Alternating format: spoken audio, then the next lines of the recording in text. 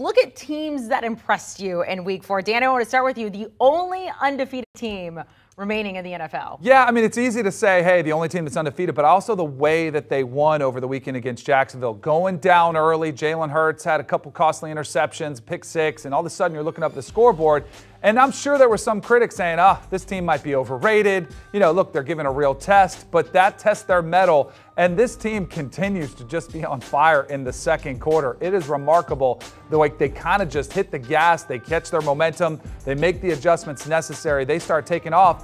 And Jalen Hurts is playing as good as anybody as far as quarterback position. The conditions were awful. They kind of had to do it a little bit differently.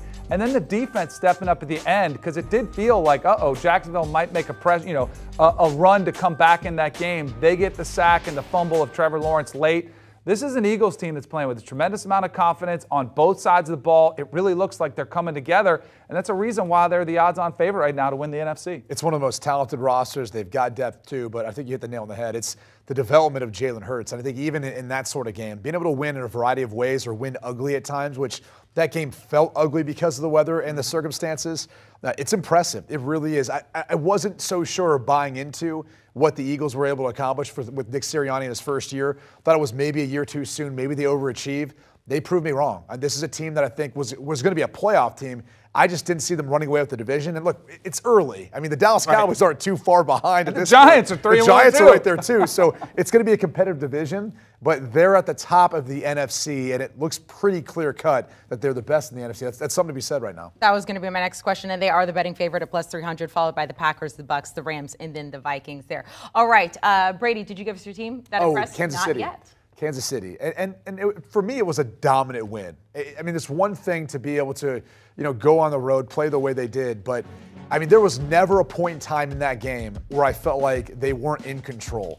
It's the creativity, it's the wow factor of these sorts of plays by Patrick Mahomes. I mean, that's the kind of stuff that you either got it or you don't. And there's very few who have the ability to do this sort of thing. The creativity, the quarterback sneak there you saw, where Mahomes is kind of directing traffic, making everyone point to Kelsey, and then you get some motion, and the tight end takes the snap from under center. That's the sort of stuff that the Chiefs bring every single week. And it's hard to prepare for. It's hard to stop. What was all that we talked about with Tyreek Hill not being there? Doesn't seem like they're missing too much right now. Juju Smith-Schuster and Marquez Valdes-Scantling, Sky Moore, everyone's always stepping up. So it's just, they're so much fun and so impressive to watch. And that game in particular against a really good defense in the Tampa Bay Bucks, and they controlled it the entire time. Yeah, it was a good reminder. I think it was Pete who said, look, why were we worried? It's Patrick Mahomes. It's Andy Reid. No idea. Let's talk about teams that disappointed you. Brady, I want to start with you. You're going with the Steelers. We finally got to see Kenny Pickett. But overall, why did this team disappoint you the most? Well, I think it's just been the culmination of things for this team. Offensively, they struggled. We talked about some of their issues. Matt Canada, the play calling hasn't been there. They put Trubisky in, then they end up giving him the hook at halftime. They need a spark. They bring in Kenny Pickett. And look, I thought Kenny Pickett did bring the spark, help them move the football a little bit more. The bottom line, though, is their defense. I mean, this is a team now that's 0-7 when TJ Watt doesn't play.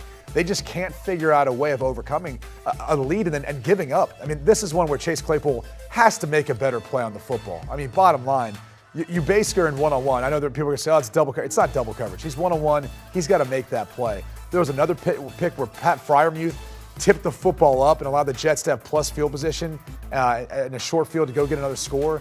I mean, the Pittsburgh Steelers are really at this point putting themselves out of any contention for the AFC North. And it's not like anyone's running away with it.